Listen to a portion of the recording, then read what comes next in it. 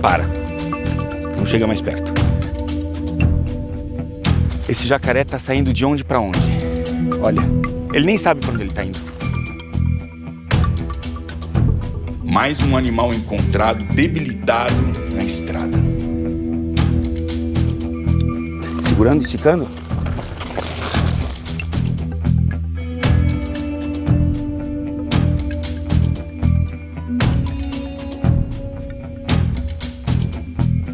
Olha só a condição que encontramos esse animal após sobreviver a um dos incêndios que ocorreram nessa fazenda. Um animal tão poderoso nesta condição.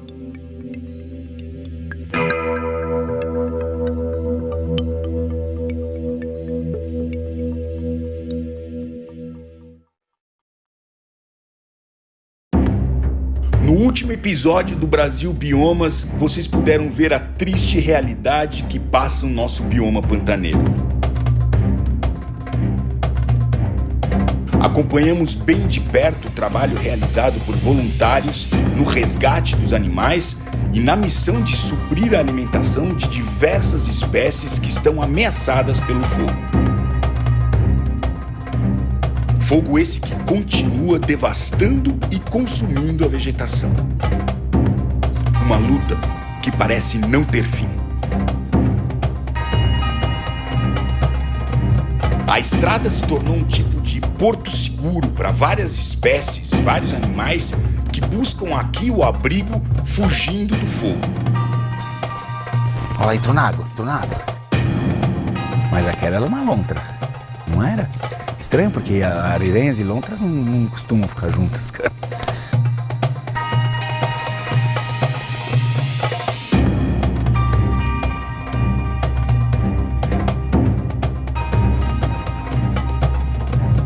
Infelizmente, temos mais uma vítima decorrente das queimadas.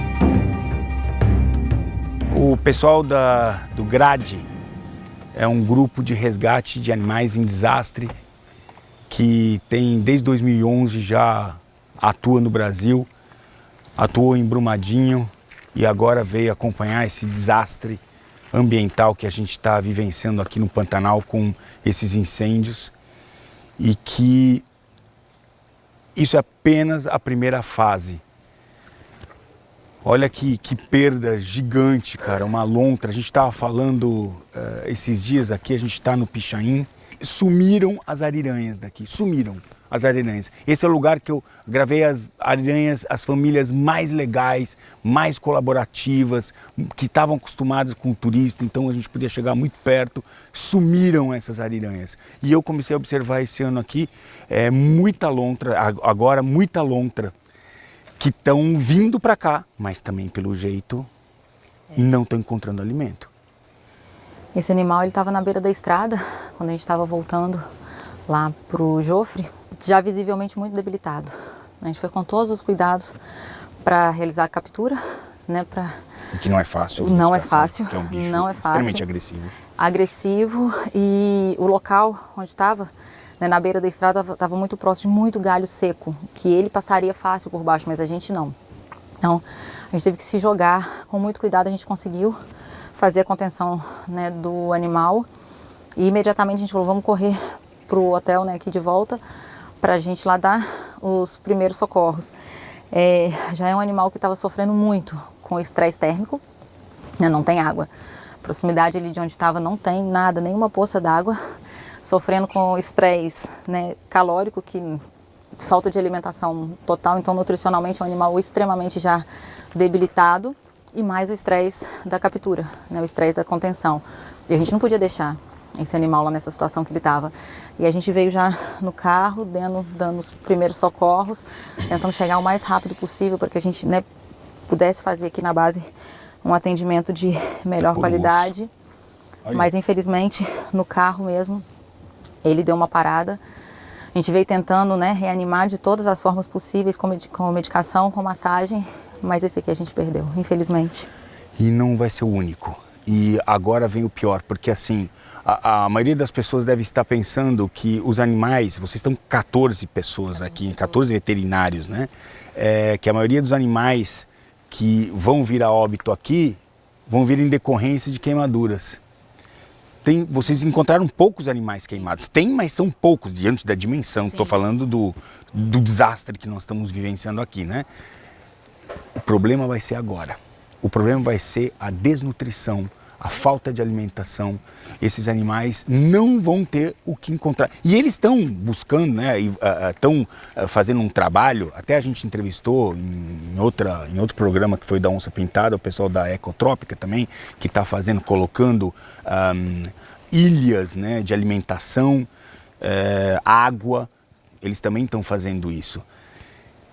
Como é que você vai deixar algo para um bicho que é piscívoro, que só se alimenta de peixes, né, e vivos, né? Então, como é que a gente vai cuidar desses caras? É um trabalho muito complicado, né? O fogo, ele está sendo muito agressivo em vários pontos. Então, os animais que não morrem queimados, eles vão vir agora sofrer do quadro que a gente chama de fome cinzenta, né? Que quando uma mata, um bioma como esse pega fogo, não tem alimento depois, né? Não tem água. A gente está agora no momento com 32 pontos de alimentação, né? Estão sendo colocados mais daqui até o Jaguar, do Jaguar para o Jofre tem mais tantos outros pontos, né? Com coxo d'água e de alimento, com fruta, ração, milho, uma variedade, né, de alimentos para atender o máximo de espécies possíveis. E todos os dias tem que repor isso. E uma grande dificuldade porque do poço, do alagadozinho que a gente estava pegando, a água secou.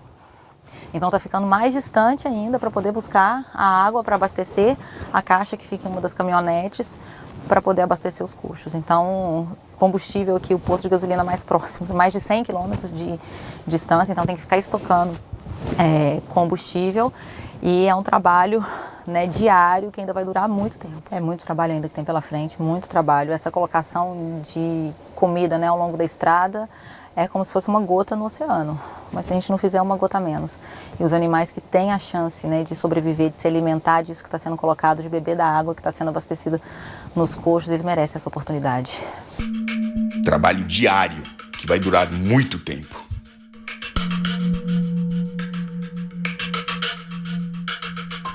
Aí sim, hein, seu Marcos? Aí é bom, né? Aí é bom. Essa turma vai estar trazendo dia sim, dia não, vai estar trazendo as frutas aqui, viu? Tá, daqui por diante é aqui. Nós estamos na Puma, nós vamos deixar na Jaguar, vamos deixar lá embaixo no Satiro, vamos deixar lá embaixo também no pessoal lá de Porto Jofre. Vamos distribuir. O objetivo é que todo mundo tenha acesso a frutas. Os voluntários se unem para suprir a falta de alimento e ajudando na entrega das doações em todos os pontos de apoio que foram implantados ao longo dos mais de 140 quilômetros da estrada pantaneira. Aqui é onde tem sido utilizado como base, aquela do lado de lá, é a pousada Jaguar. E aqui tem muitas entidades que estão paradas aqui. Você vê como todos os hotéis estão ajudando os diferentes voluntários, né? Então, eles estão descarregando as frutas. Aqui fica o centro de distribuição de frutas desse pedaço aqui da Transpantaneira.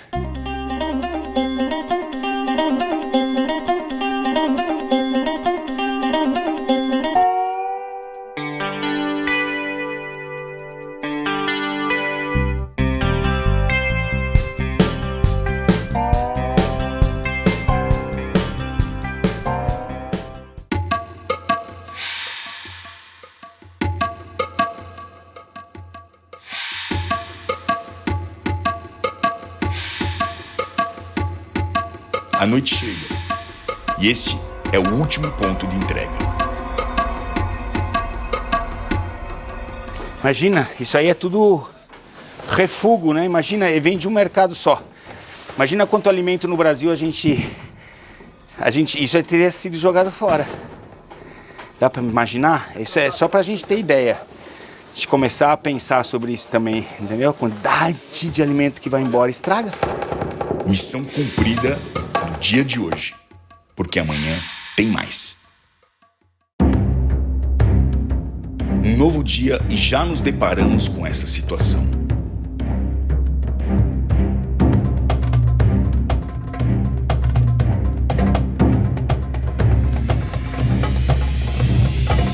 só a condição que encontramos esse animal após sobreviver a um dos incêndios que ocorreram nessa fazenda. A gente chama de laminite, lesão nesse casco aí. E o que acontece? O animal sente muita dor ao pisar.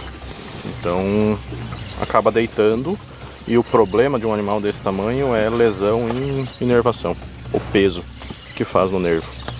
É como a gente quando fica com a perna enformigada. Dói para levantar, acaba não querendo. Imagine um animal com 400, 500 quilos em cima da perna. Faz essa lesão, o animal não levanta mais. E aí...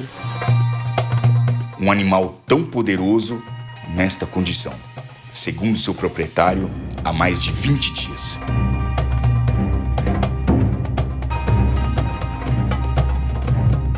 Então assim, a chance desse animal se salvar é muito maior do que aquele. Por quê? Por causa do peso. Então, para esse animal, para manter em pé, é mais fácil. Aquele, eu tenho lesão em nervo e lesão em musculatura, porque diminui a circulação também naquela região de musculatura. Então é bem complicado. Tá, e então qual o diagnóstico aqui para aquele búfalo? O diagnóstico não é nada favorável, né? A sua situação é muito crítica. O mais triste não é só ver esse animal sofrendo e com tão pouca chance de sobreviver, mas também de olhar para um homem, um trabalhador, chorando em ver a sua criação tão querida nessas condições tão tristes.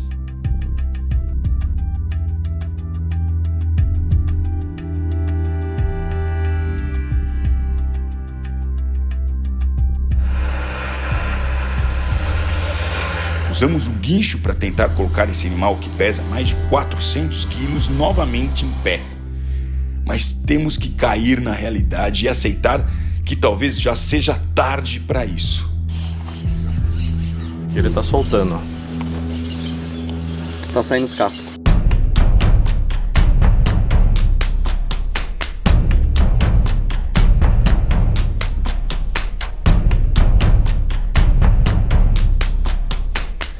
Como é que queimou esse cara, hein? No meio do... Foi cercado pelo fogo, será? Cercado pelo fogo. Eu quando o menino passamos aqui, mas 15 minutos, senão você ia queimar tudo. Mais uma vez eu me vejo impotente. Não há mais nada que possamos fazer a não ser aplicarmos medicamentos que vão aliviar a sua dor. Mais uma daquelas imagens que será difícil da gente esquecer.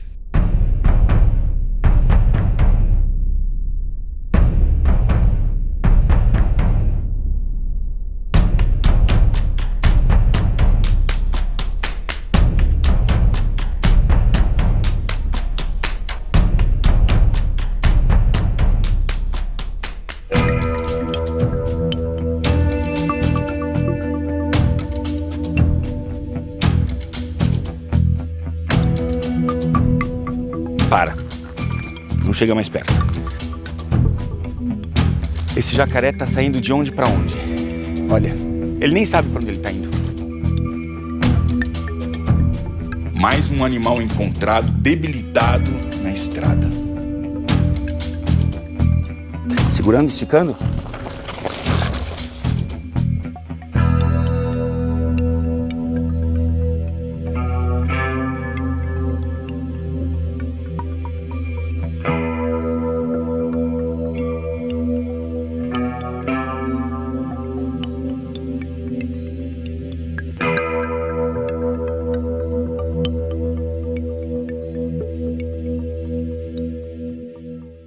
Tá, escuta, vamos lá, vai. Aqui vai atolar bastante.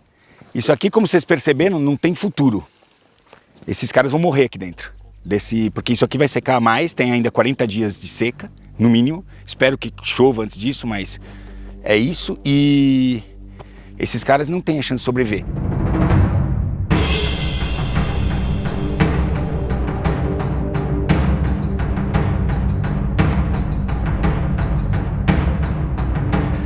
O negócio é fazer com segurança e suavidade, mas na medida, né? Porque é um jacaré.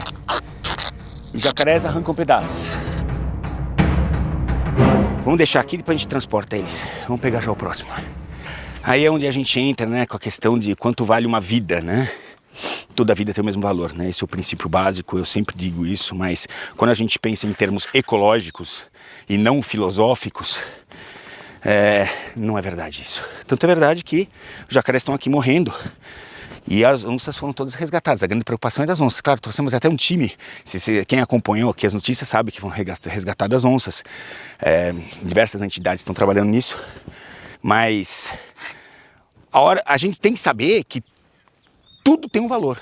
A gente sabe o valor do boi, sabe o valor da saca do milho, tem que saber o valor ecológico, né? E aí entra a questão dos serviços ambientais. Cara, tem tanto a se fazer e tá tão fácil de fazer, é só querer fazer, sabe? De verdade.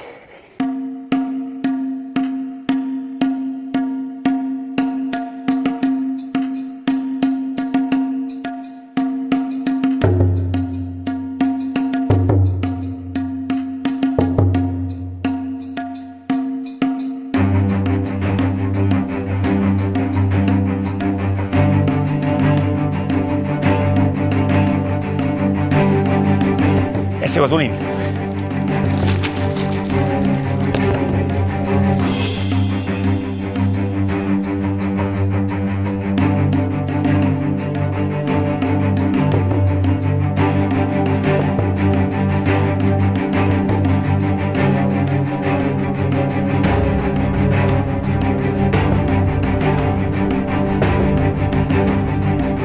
Os grandes foram todos, né? Ó, é isso que acontece se deixar aqui.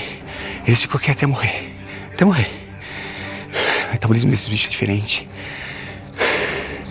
Eles vão se agarrar a esse restinho de água assim. Até.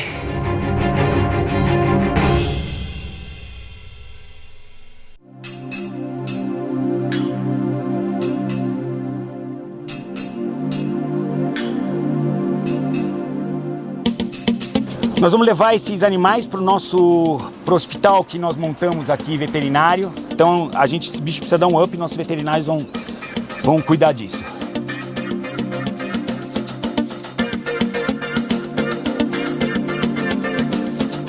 Percebam o nível de desidratação e desnutrição desses animais. Eles estavam à beira da morte. Após os veterinários administrarem o soro, eles foram soltos em um local muito mais adequado.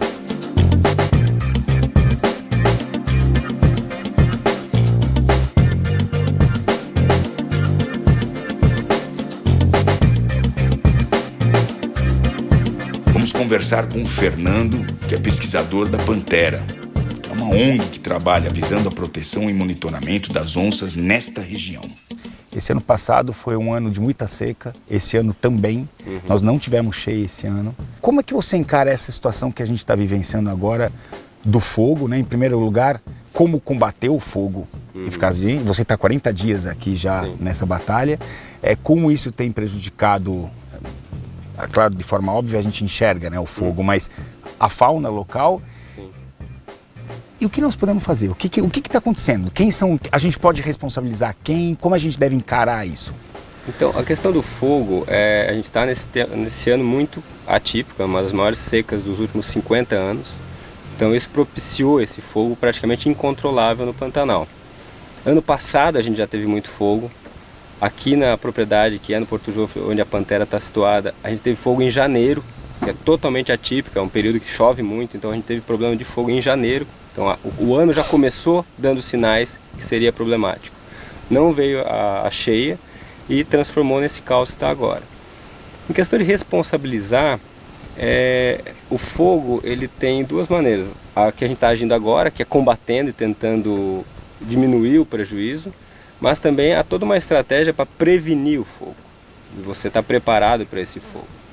Então isso envolve conhecimento científico, isso envolve muito diálogo, muita discussão interinstitucional entre tanto legisladores, quanto academia, quanto o produtor rural. Acho que todo mundo tem que sentar e debater para chegar num consenso, para todos serem ouvidos e a gente encontrar talvez uma forma de manejar esse fogo e encontrar uma forma de reduzir esse risco e que esse mega incêndio desse ano não se torne rotina, e que a gente consiga se prevenir para que isso não se repita nos próximos anos. A questão da prática do pantaneiro, de controlar o pasto, renovar o pasto, usando fogo, ou até criando os aceros, né, até para evitar que o fogo chegue até a casa, até, enfim, a propriedade dele.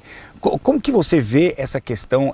Isso tem que ser mudado? Isso tem que ser... Nós estamos num descompasso das estações, que está um pouco estranha, está tudo um pouco diferente, então a gente tem que adaptar, ou tem que erradicar esse tipo enfim, de atitude ou de prática, né? Como é que a gente vê o boi dentro, fora, enfim, me dá um panorama dessa história, na tua opinião. Então, o Pantanal, ele é um ambiente já ocupado há mais de 200 anos. A gente tem que se basear nos fatos. 95% do Pantanal são propriedades privadas. Praticamente 80% do Pantanal há algum tipo de pecuária, seja grandes fazendas, seja um pequeno produtor. Mas o Pantanal ele é muito ocupado espacialmente. E o fogo faz parte vamos dizer assim, do manejo, da gestão de uma propriedade. Muitas vezes é usado o fogo. O fogo tem um momento certo. Há uma legislação que permite o fogo em determinados períodos do ano. O problema é o fogo nesse momento crítico do ano, no pico da seca, onde não tem água. A água é uma barreira para o fogo. Quando você tem um curicho, quando você tem uma área de brejo, o fogo avança e ali é uma barreira. Agora está tudo seco, então esse fogo vai avançando e perde o controle, e aí é prejuízo para todo mundo. É prejuízo para a biodiversidade, é prejuízo para o fazendeiro, então todo mundo sai perdendo. Então eu acho que esse debate em relação ao fogo, ele não tem uma solução mágica, ele não tem uma resposta única. São vários componentes que têm que ser considerados para a gente chegar numa solução. Tem o lado científico, da gente entender como que essas mudanças climáticas estão afetando essa dinâmica do Pantanal e como que a gente pode estar preparado para esses eventos extremos de muita seca ou muita chuva. No lado do manejo, talvez discutir a legislação, fazer uma legislação integrada, Mato Grosso do Sul, Mato Grosso, onde engloba todo o Pantanal. Existe uma proposta de lei para o Pantanal. Então é todo um debate que tem que ser feito, incluindo os legisladores, a academia, os proprietários rurais, todos que estão aqui dentro do Pantanal e interessados em manter essa biodiversidade, esse patrimônio que ele representa. É porque todos perdem numa situação como essa, certo? Todo mundo perde. Todo mundo. Não há ganhador aqui. Eu acho que é um momento da gente estar unido. A gente vê muito esse debate, porque o problema é uma reserva, porque não tem o boi e o boi que vai controlar o fogo. Mas a gente está vendo que todo o Pantanal está queimando. E como eu falei antes, 95% do Pantanal são propriedades privadas. A reserva, as áreas protegidas do Pantanal representam menos de 5% do Pantanal. Elas têm seu propósito. E nos outros 95%, o gado está permitido e pode fazer essa redução da biomassa para reduzir, talvez, esse risco de fogo.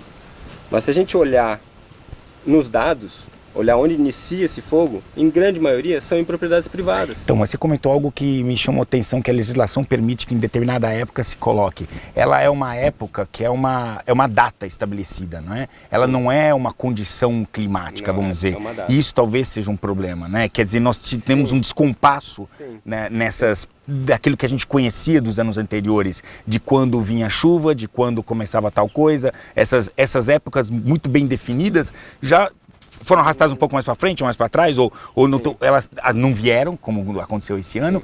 Então, é como a questão do defesa, você marcar numa data específica, quando na verdade ela é um movimento da natureza que não tem dia exato para acontecer. É dinâmico. Eu entendo os legisladores que eles tentam simplificar para tornar a coisa mais prática, mas realmente é muito difícil poder definir uma janela para ter fogo, por exemplo, do mês tal ao mês tal, porque vai depender de ano a ano da situação. Por exemplo, vem uma laninha, um El Niño, que altera totalmente a dinâmica de chuva, vai tornar mais ou menos vulnerável ao fogo, a perder o controle e se transformar num incêndio florestal. Mas o Pantanal é muito resiliente, então eu acredito que nos próximos anos ele vai voltar, vai revigorar e vai estar pronto para receber esses turistas, para ser realmente essa porta de entrada para o Brasil de turismo de fauna, de turismo de natureza. A gente tem um turismo muito crescente aqui no Pantanal, está muito explorado em mídias, todo mundo vem para cá, para o Pantanal, então acho que a gente tem que ter atenção, a gente tem que zelar por esse patrimônio que a gente tem e ter cuidado e ter um diálogo amplo com todo mundo que está envolvido para buscar soluções. A solução para as queimadas estão longe de acontecer. O fogo continua consumindo o Pantanal. O animal símbolo da biodiversidade brasileira está lutando pela sua sobrevivência. Nós vamos acompanhar todas as medidas que estão sendo tomadas para salvar o maior felino brasileiro, a onça-pintada. Lançamos a nossa marca Crazy Bull. Pulseiras, bonés, camisetas, botas. É isso aí, na descrição do vídeo tem o link da nossa loja. Prestigia a gente, dá uma olhadinha lá. Tamo junto.